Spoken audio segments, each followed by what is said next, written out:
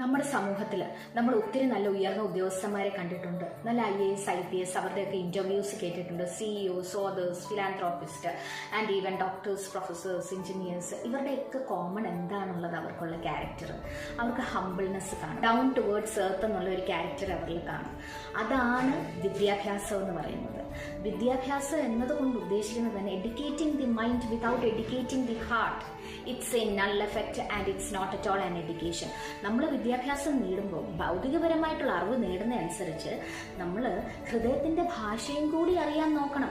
Emotional മെച്യൂരിറ്റിയും വേണം. നമുക്ക് മനസ്സിലാവുന്നുണ്ടോ? ബാക്കിയുള്ളവർക്ക് എപ്പോഴാണ് വിഷമമുള്ളത്, ബാക്കിയുള്ളവർക്ക് നമ്മൾ എപ്പോഴാണ് അവരെ അവോയ്ഡ് ചെയ്യുന്നത്, ബാക്കിയുള്ളവരെ എങ്ങനെ നമ്മുടെ ഏത് പ്രവൃത്തിയാണ് അവർക്ക് ടോർച്ചർ ആകുന്നത്, അതേപോലെ തന്നെ ബാക്കിയുള്ളവർക്ക് എപ്പോഴാണ് കെയർ വേണ്ടത്, ലവ് വേണ്ടത്, കമ്പാഷനായിട്ട് അവരോട് പെരുമാറേണ്ടത്, ഇതെല്ലാം നമ്മൾ അറിയണം. അതും കൂടിയാണ് വിദ്യാഭ്യാസം എന്ന് പറയുന്നത്. നമ്മൾ ചില ഉയർന്ന ഉദ്യോഗസ്ഥരുണ്ടല്ലോ, നല്ല രീതിയിൽ പെരുമാറില്ല. അപ്പം നമ്മൾ പറയും ദൈവം അവർക്ക് എല്ലാം കൊടുത്തിട്ടുണ്ട്, പക്ഷെ ഒരു നല്ല മനുഷ്യത്വവും കൂടെ കൊടുത്തായിരുന്നെങ്കിൽ അവർ കുറച്ച് ഓൾറൗണ്ട് ആയേനെ നമ്മൾ. ഈ മനുഷ്യത്വമാണ് മൃഗങ്ങളിൽ നിന്ന് മനുഷ്യനെ മാറ്റുന്നത്.